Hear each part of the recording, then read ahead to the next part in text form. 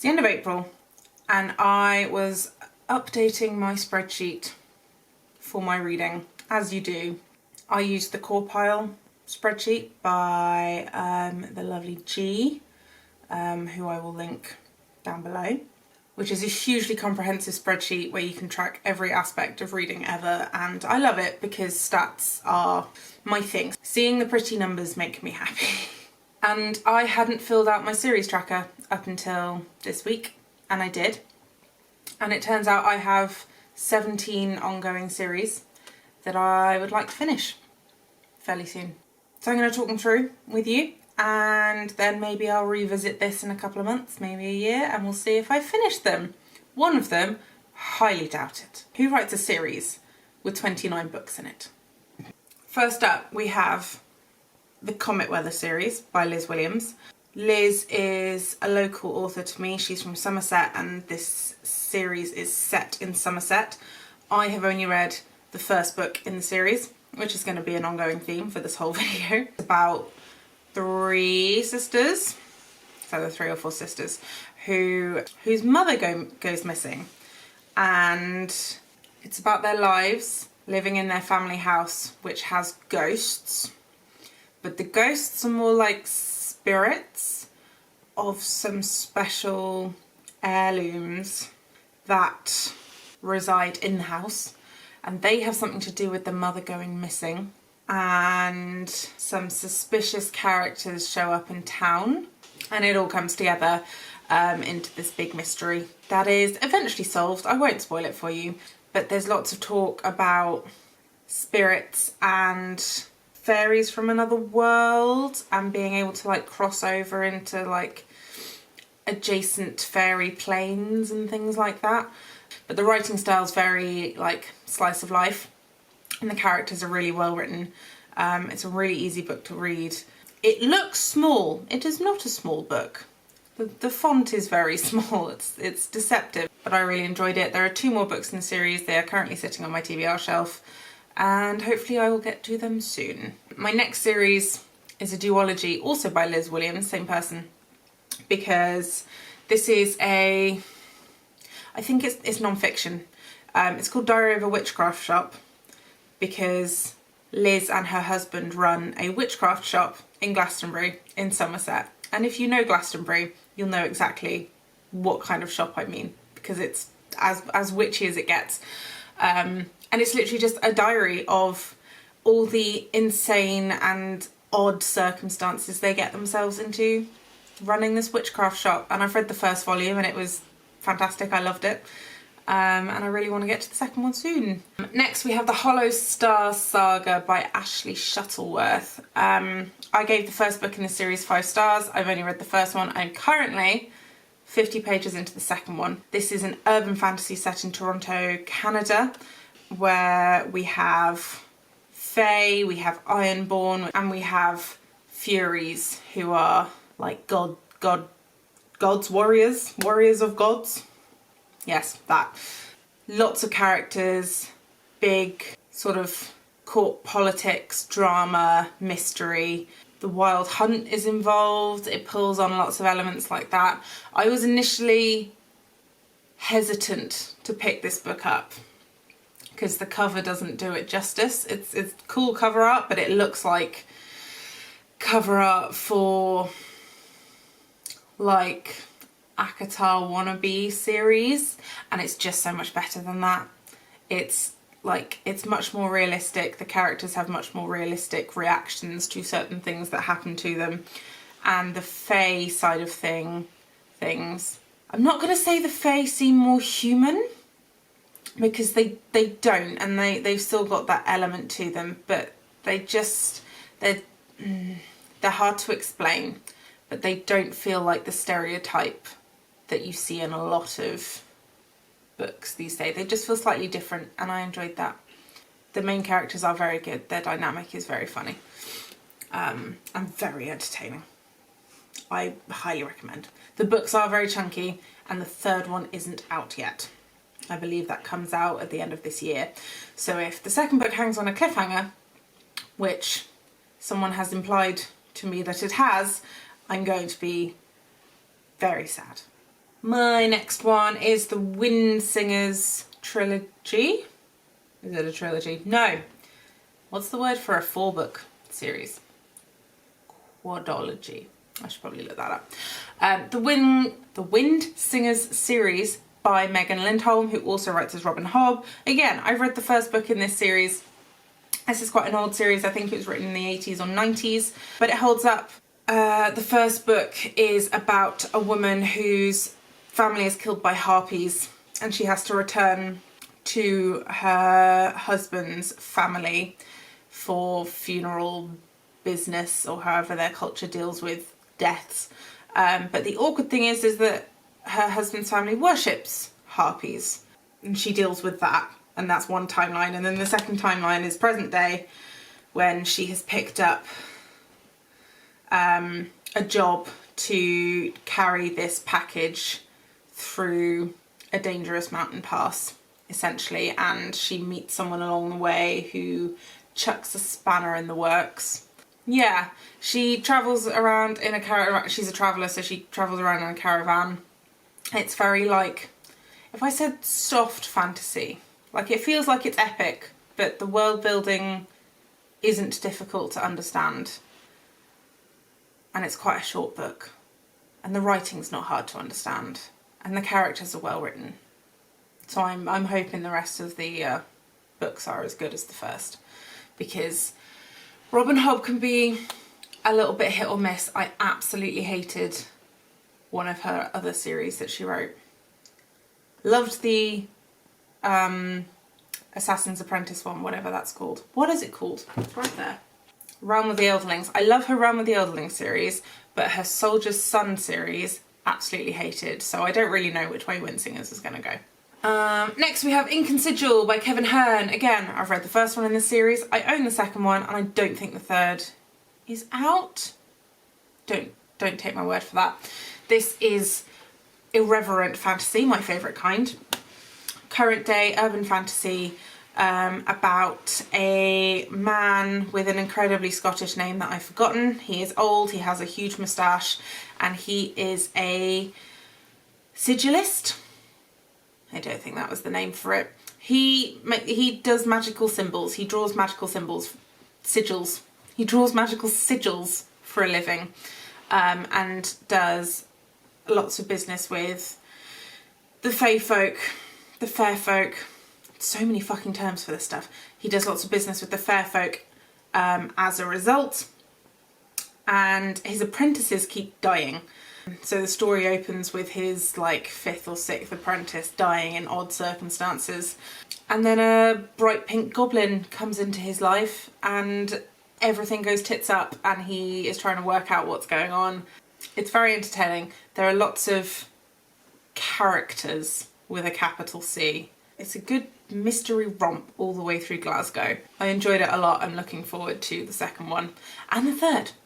Next we have the Roots of Chaos series by Samantha Shannon. I debated whether this counted as a series, but it does because now the prequel's out. I've read Priory of the Orange Tree. I will read A Day of Fallen Night at some point. It's a big book. Maybe I'll see if the library has it. It's not too high up on my TBR, but I do want to read it. I did enjoy Priory, but it was one of those books that I just read in like 3 days. And now I can't remember much more than there were dragons, there was some sea, there's some oceany bits, there were some deserty bits, and there was some sort of dark shadowy castle-y bits. I don't really remember much more than that. There was a lot of court intrigue, and that is my jam. So if there's more of that in Day of Fallen Night, more's the better. Is that the phrase? Fantastic, yes. I'm looking forward to it. Next we have, the Falconer series by Elizabeth May. This is another one set in Scotland. I do like fantasy set in the UK. I like it even more if it's set in Scotland or Wales, because they just feel like if fairies were actually a thing, I feel like they would prefer Scotland and Wales. England's just a bit of a shithole. Oh, Ireland for sure, but probably actual Ireland rather than Northern Ireland. I don't know, I've never actually been to Northern Ireland. I've been to actual Ireland, Republic of.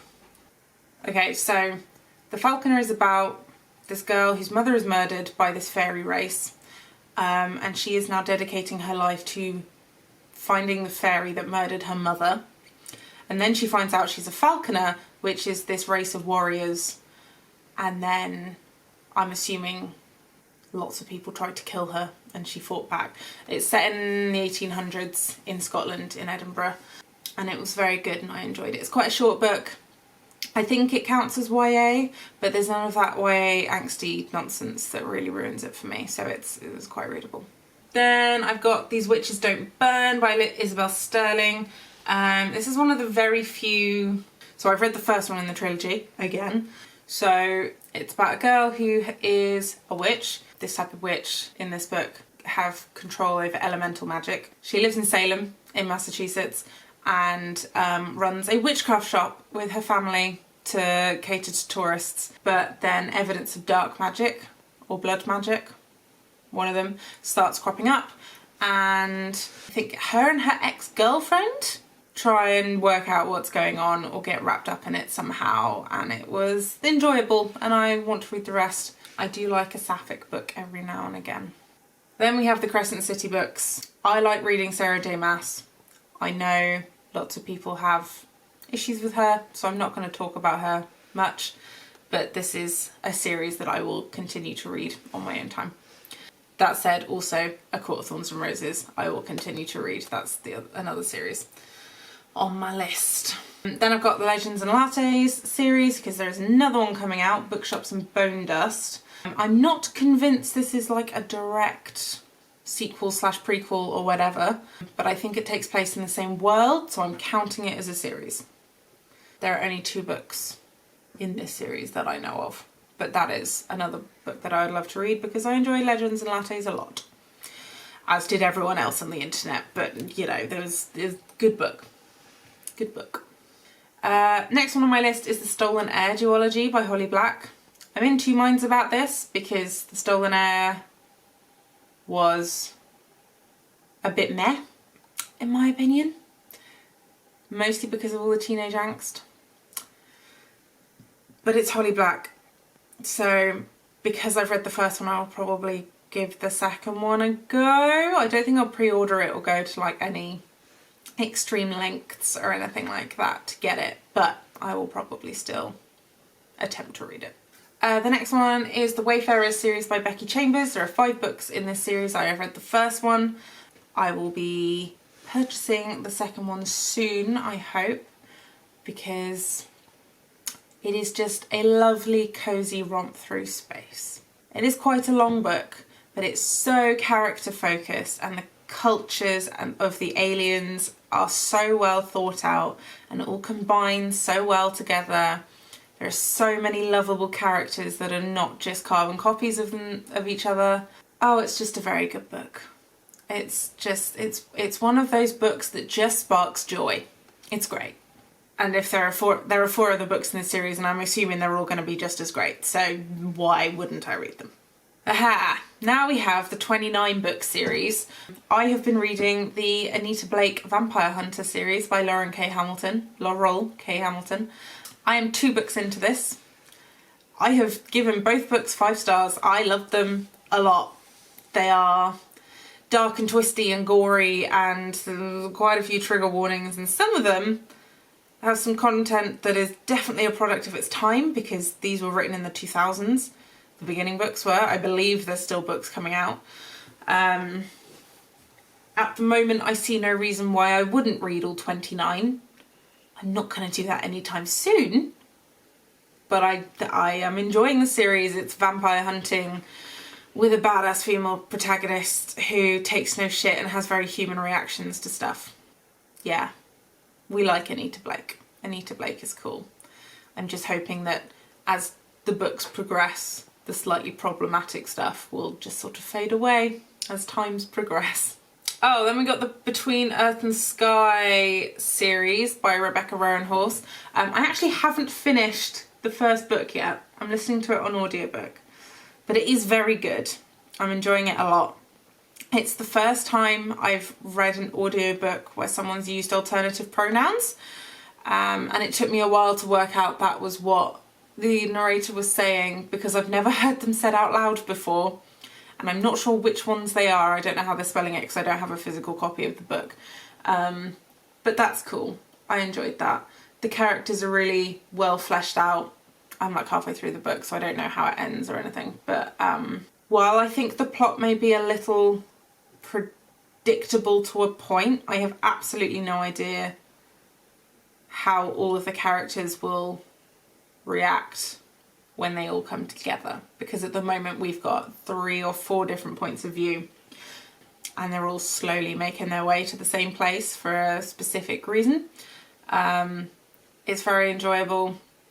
The characters are diverse. It is the most diverse cast of characters I think I've read in a while, and I read the Becky Chambers book, A Long Way to a Small Angry Planet, very recently.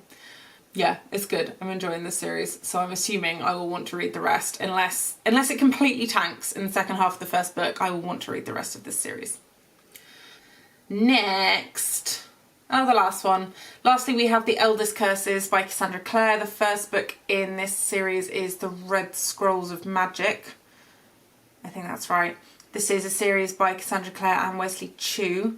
It's like a companion series to the Shadowhunters stuff. So Red Scrolls of Magic follows Alec and Magnus on a romantic holiday to Paris after the big war in the Mortal Instruments series.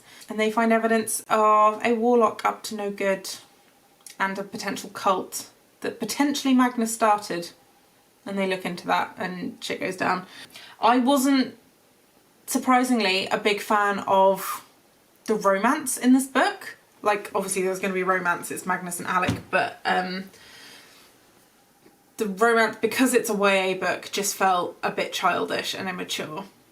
And I'm never a huge fan of the, like, I've been alive for hundreds and hundreds of years and you're 17 romances. Like, they just, now I'm 28 and just sort of rubs me the wrong way. Like, I wouldn't date a 17-year-old. Why would you at 300 deign to date a 17-year-old? Like, nah, weird. Yeah. But that's part of me working my way through all the Cassandra Clare trilogies. Books, series, whatever. I don't know. There's loads of them. I'm reading them all. So that's it. That is all the series that I'm currently in the middle of. I also have, like, another 15 on top of that I'm waiting to start. So I don't know how far I'll get. Maybe I'll check in at the end of the year and see how far I've got with this series project of mine. Have you read any of these series? Did you like any of them? Am I going to hate any of them? Let me know. I'm looking forward to reading these. That's it. That's the video.